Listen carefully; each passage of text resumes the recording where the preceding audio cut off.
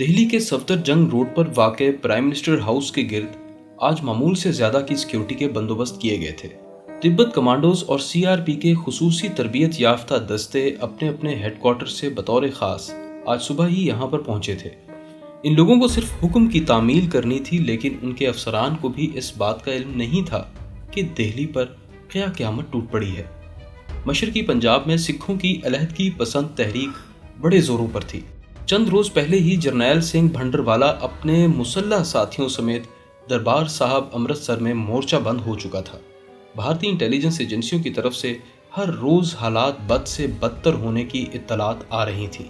یہی وجہ تھی کہ جب تبت پولیس کمانڈوز اور سی آر پی ایس کے کمانڈنٹس کو 2 گھنٹے کے نوٹس پر 2 خصوصی تربیت یافتہ کمپنیاں دہلی روانہ کرنے کے احکامات ملے تو وہ فوراً سمجھ گئے کہ شاید بھارتی دارالحکومت پر حریت پسندوں کے حملے کا خطرہ بڑھ گیا ہے، کیونکہ کچھ سکھ لیڈرز اپنے بیانات میں آئے روز دہلی کو نشانہ بنانے کی چیتاونی دیتے رہتے تھے، اور آخری دنوں میں تو جرنیل سنگھ بھنڈروالا نے بھی یہی دھمکی دے دی تھی۔ دونوں فورسز کے کمانڈنٹ نے اپنے اپنے جوانوں کی خصوصی ہدایات کے ساتھ دہلی کی طرف روانہ کیا تھا۔ ان لوگوں نے الصبح دہلی پہنچنے کے فوراً بعد وزیر اعظم ہاؤس کے چاروں طرف علاقے کو اس طرح سے اپنے گھیرے میں لے لیا تھا کہ بادی نظر میں یہاں سے اب کوئی بھی شے ان کی نظروں میں آئے بغیر گزر کر پرائم منسٹر ہاؤس تک نہیں جا سکتی تھی۔ دونوں فورسز کا ایک جوائنٹ کمانڈ آفس بنا دیا گیا تھا، اور انہیں ابھی تک یہ نہیں بتایا گیا تھا کہ انہیں کتنے عرصے تک یہاں پر قیام کرنا ہے۔ رات کا پہلا پہر تھا جب بھارتی جی ایچ کیو سے آرمی چیف کی کار برآمد ہوئی۔ کار کو آگے اور پیچھے سے آرمی کمانڈوز اسکارٹ کر رہے تھے۔ جس راستے سے سفر کرتے ہوئے یہ قافلہ پرائم منسٹر ہاؤس تک پہنچا تھا وہ زیادہ تر ویران ہی دکھائی دے رہا تھا۔ آرمی ہیڈ کوارٹر سے اسکارٹ کے ساتھ کسی جیپ کی برآمدگی نے سی آر پی ایس اور تبت پولیس کمانڈوز کو مزید چوکنا کر دیا۔ انہیں اب اندازہ ہو رہا تھا کہ صورتحال ان کی توقع سے بھی زیادہ سیریس ہے، کیونکہ دیکھتے ہی دیکھتے یہاں وی آئی پی ٹریفک بڑھنے لگی تھی۔ کالے شیشوں کی بند کاروں میں کون لوگ ان کی آنکھوں کے سامنے سے گزر کر پرائم منسٹر ہاؤس کی طرف جا رہے تھے کسی کو کچھ نہیں پتا تھا۔ انہیں اس کا تو کچھ خاص اندازہ نہیں تھا، لیکن یہ بات وہ بخوبی جانتے تھے کہ یہ سب ملک کی اہم ترین شخصیات ہیں، اور ان کی یہاں موجودگی شاید ان کی آمد و رفت کو محفوظ بنانے کے لیے ہی ضروری سمجھی گئی تھی۔ ان تمام گاڑیوں کا رخ پرائم منسٹر ہاؤس کی طرف تھا، جہاں ایک خصوصی میٹنگ ہال میں وہ سب بھارتی تاریخ کا ایک اہم فیصلہ کرنے کے لیے جمع ہو رہے تھے۔ بھارتی وزیر اعظم کے خصوصی سیکرٹری مسٹر آر پی سہنا اور را کا ڈائریکٹر کاؤ ان کے استقبال کے لیے ہال کے سامنے موجود تھے۔ حیرت کی بات تو یہ تھی کہ اس اہم ترین میٹنگ کے لیے پرائم منسٹر ہاؤس کے سٹاف کو بھی اطلاع دینے کا تکلف نہیں کیا گیا تھا، ورنہ شاید ان حالات میں وہ معمول کی ڈیوٹی سے فارغ ہو کر اپنے اپنے گھروں کو واپس نہ جاتے۔ گاڑیوں کی آمد میں ٹائمنگ کا خاص طور پر خیال رکھا گیا تھا، اور پہلے سے مقرر کردہ وقت سے 5 منٹ قبل ہی تمام اہم شخصیات ہال میں موجود تھیں۔ رات کے 2 بج رہے تھے۔ جیسے ہی دیوار سے لٹکتے گھڑیال نے 2 بجے کا الارم دیا، ہال کا بغلی دروازہ کھلا اور اس سے بھارتی prime minister Mrs Indira Gandhi اکیلی اندر داخل ہوئیں۔ عام حالات میں ایسا کبھی نہیں ہوتا تھا۔ عموماً ان کی پرسنل سیکرٹری ضرور ان کے ساتھ ہوتی تھی، لیکن آج مس اندرا گاندھی نے یہ تکلف ہی نہیں کیا تھا۔ یہاں موجود مہمانوں کو اس بات کا علم نہیں تھا کہ وہ صبح 8 بجے کے بعد سے اب تک ایک لمحے کے لیے بھی بیڈ روم تک نہیں گئی، اور ڈنر سے فارغ ہونے کے بعد سے مسلسل سہنا اور کاؤ کے ساتھ میٹنگ میں مصروف تھیں، جنہوں نے بھارتی وزیر اعظم کو تفصیل سے بتا دیا تھا کہ جو ایڈونچر وہ کرنے جا رہے ہیں اس کا انجام کیا ہو سکتا ہے۔ اصل میں ان دونوں کو ہلہ شیری نے ہی بھارت کی مہم جو وزیر اعظم کو یہ اہم ترین فیصلہ کرنے کا حوصلہ بخشا۔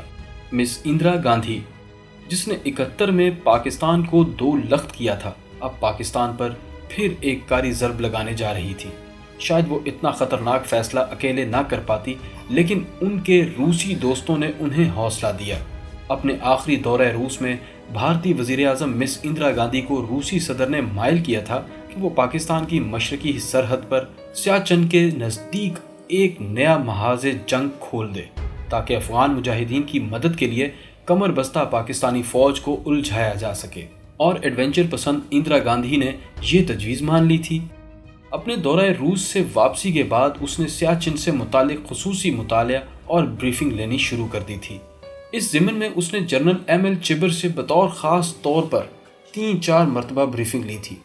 جنرل چبر تو 78 سے ہی پاکستان پر تاؤ کھائے بیٹھا تھا۔ اس نے خود کو ایک عرصے سے اس مہم کے لیے تیار کیا ہوا تھا، لیکن ابھی تک وہ کھل کر بھارتی وزیر اعظم سے کچھ نہیں کہہ سکا۔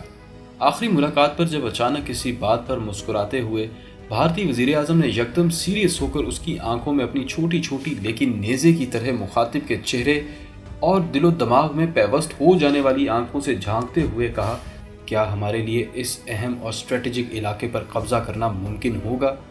تو وہ ایک دم سے پریشان ہوا۔ یس میڈم پرائم منسٹر، یس۔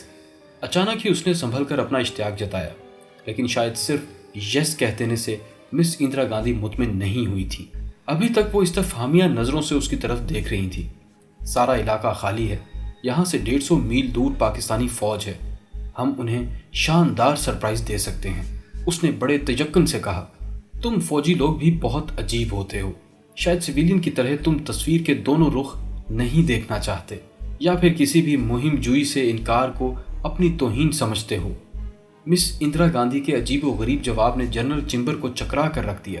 اسے سمجھ نہیں آ رہی تھی کہ پرائم منسٹر اس کا مذاق اڑا رہی ہے یا اسے داد دے رہی ہے۔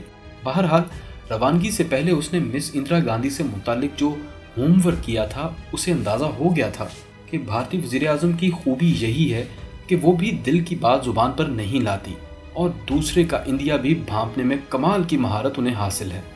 اس کو اندازہ ہو چلا تھا کہ بھارتی وزیر اعظم نے جنرل چمبر کے اندر سے ایڈونچر پسند فوجی افسر کو شناخت کر لیا تھا، اور بھارتی وزیر اعظم کی طرف سے کوئی اشارہ نہ ملنے کے باوجود وہ اسی نتیجے پر پہنچ گیا تھا۔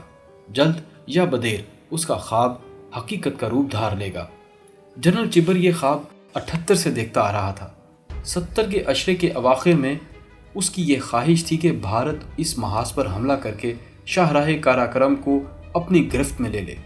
اس نے اپنی اس خواہش کو صرف خود تک محدود نہیں رکھا تھا، اسے عملی روپ دینے کے لیے بطور خاص 81 میں بھارتی فوج کے کئی افسران اور جوانوں کو دنیا کے منجمد براعظم انٹارکٹیکا بھیجا تھا۔ ان کی روانگی بلا مقصد نہیں تھی۔ بھارتی فوج کے ان افسران نے اپنے سینکڑوں جوانوں کے ساتھ مہینوں یہاں قیام کر کے بدترین حالات میں سرمائی جنگ کا تجربہ حاصل کیا۔ جنرل چمبر اس تجربے کو سیاچن پر آزمانا چاہتا تھا۔